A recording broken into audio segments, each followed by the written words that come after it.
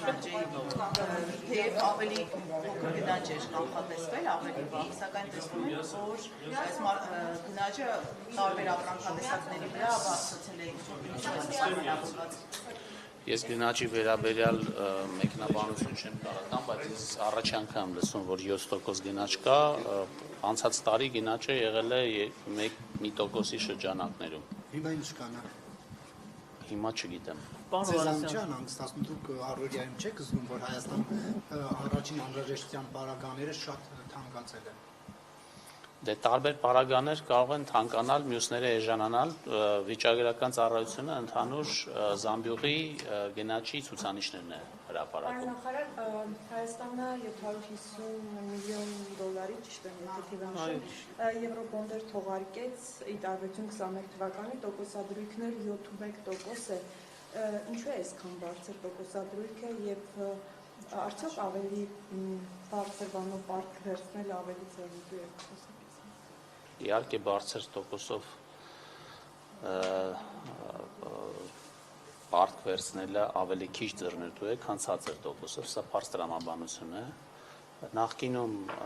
երբ որ մենք թողարկել ենք եվրոբոնդեր, մասնավորապես վերջի անգամ 21 թվականին, այն ժամանակ շուկան, միջազգային շուկան եղել է ավելի ցածր տոկոսադրույքների պայմաններում, օրինակ, եթե եվրոբոնդերից ենք խոսում, ապա այդտեղ ուղենիշային տոկոսադրույքները սահմանվում են ամերիկյան 10 տարանոց պարտատոմսերի նկատմամբ։ 21 թվականին, եթե ես ճիշտ եմ հիշում, այդ ցուցանիշը 1%-ից ցածր էր։ Հիմա նույն այդ ամերիկյան պարտատոմսերը 4.2-4.3% են կազմում։ Հիմա ամեն ինչ պետք է համեմատել այս պարտատոմսի ցուցանիշի հետ, եթե մենք համեմատում ենք, թե ինչ տոկոսադրույքով ենք մենք թողարկել 2021 թվականին եւ հիմա, ապա տարբերությունը կազմում է 321 բազիսային կետ։ Այսինքն որևէ փոփոխություն այս առումով չի եղել, ընդ որում ձեզ կարող եմ մի ուրիշ բան ասել, որ մեր հետ համեմատվող երկրներում, նույնիսկ ավելի զարգացած երկրներում, այդ տարբերությունը ավելի մեծացել է, իսկ մեր մոտ մնացել է նույնը։ Բայց ինչի վրա են ծախսում այդ գումարները, պետական պարտքը ինչու է ավելանում, օրինակ տնտեսագետներն ահազանգում են, որ դրանով աշխատավարձեր, նպաստներ, թոշակներ են տալիս, այսինքն այն ուղղություններով է ծախսում, որը պետք է պետական բյուջեի միջոցներով ծախսվեր։ Գիտեք, ես կարծում եմ, որ դուք այդ հարցը պետք է տաք, երբ որ մենք բյուջե ենք քննարկում։ Երբ որ օրինակ, երբ որ մենք բյուջե ենք քննարկում, ծախսերն ենք քննարկում այդ բյուջեի եւ պլանավորում ենք, թե ինչքան հարկ ենք հավաքելու եւ ինչքան դեֆիցիտ ենք ունենալու, այդ ժամանակ դուք պետք է ասեք, օրինակ, ինչի Հայաստանը ունի 5.5% դեֆիցիտ։ Եվ այդ ժամանակ այդ պետք է քննարկենք, գուցե գաք առաջարկությամբ ասեք, որպեսզի դեֆիցիտը 5.5% չլինի, մենք համաձայն ենք ավելի շատ հարկ վճարենք, որպեսզի այդ դեֆիցիտը լինի ավելի փոքր։ Կամ կարելի է ասել, որ եկեք այս ուղղությամբ ծախսերը նվազեցնենք, այս ծախսը չանենք եւ այլն, պատգամավորներին առաջարկեք, ասեք այս ծախսը, որ պլանավորել եք, ավելորդ է։ Եկեք սա չանենք, որպեսզի դեֆիցիտը չլինի։ Տնտեսական զարգացում պետք է լինի, որպեսզի դեֆիցիտ չլինի։ Մենք լրագրողներս անենք, այսինքն դուք գիտեք, որ դեֆիցիտ կա, այսինքն մենք լրագրողներս ասենք, որ գիտեք, բյուջեում դեֆիցիտ կա, դուք պետք է ճիշտ լուծումներ տաք, դուքները չգիտեք Ինչու ներդրումներ չեք բերում երկիր տնտեսություն զարգացնում։ Չգիտեն, մենք հարկեվավճար մի տվեք պատգամավոր։ Մենք ասենք նաև, որ հարկերը շատ մի արեք, որովհետև դա ենթադրել է տալիս, որ դեֆիցիտը շատ է, դրա համար հարկահավաքությունն է շատ հարկեր եք սահմանում, դա է պատճառը։ Ես չեմ ասում, որ դուք եկեք իմ գործը արեք։ Մենք մեր գործը շատ լավ անում ենք։ Եթե դուք որևէ բանում համաձայն չեք, որովհետև մենք առաջարկություն ենք ներկայացնում կառավարությունում քննարկում ենք բյուջեն, հետո դա ներկայացնում ենք ազգային ժողովին եւ ազգային ժողովը դա հաստատում է, ընդ որում դա հանրային քննարկման է դրվում։ Այդ չի նշանակում, որ դա հանրային քննարկման է դրվում մենք հանրությանը ասում ենք եկեք մեր գործը արեք։ Մենք ուղղակի լսում ենք, որտեղ մենք ի վերջո հանրության համար ենք այդ բյուջեն հաստատում, այդ ամեն ինչը Դուք ընդդիմախոս տնտեսագետների լսում եք, օրինակ նույն նախկին վարչապետ օրինակ Հրանտ Բաղդասարյանը բազմաթիվ անգամ տնտեսական բազմաթիվ խնդիրներից է խոսել։ Դուք լսել եք կամ մյուս տնտեսագետներին, որ ձեր թերությունները, օրինակ իրենք շատ դեֆիցիտի մասին են խոսում։ Դուք այդ մասին իրանց հորդորները, լուծումները լսում եք։ Բնականաբար լսում ենք,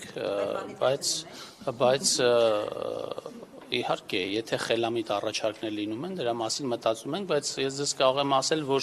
այն ինչ որ իրենք ասում են, մենք մեր քննարկումների եւ մեր վերլուծությունների ժամանակ դրանց մասին բնականաբար հաշվի ենք առնում։ Եվրոպա այդ պարտատոմսերի հետ կապված կան նախնական հաշվարկներ, ինչ ուղղություններով են էլի դրանք բան լինելու պարտքի մարում, թե ընթացիկ ծախսեր, ինչ որ հաշվարկներ կան։ Հաշվարկներ կանելու կարիք չկա, որովհետև նախապես նախատեսված էր, որ այդ եվրոպարտատոմսերի թողարկումը ուղղելու է բյուջեի դեֆիցիտի ֆինանսավորմանը։ Պարոն Հովհաննիսյան, օրինակ համացանցում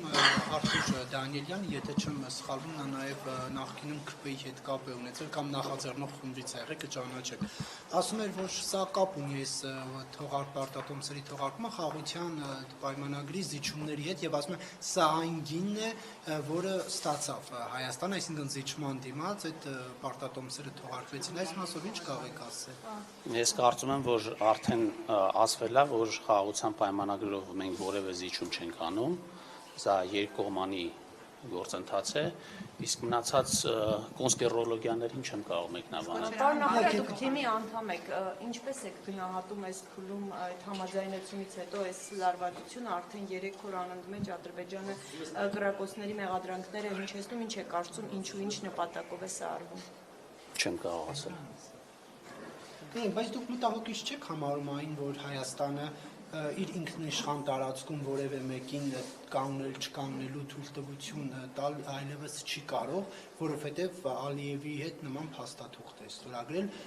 որպեսզի տպավորություն չստեղծվի, թե ամբողջ երկրի տարածքին է վերաբերում հարց, այլ սահմանին, այլնակ Հայաստանի սահմանում, Հայաստանի կողմից չի կարող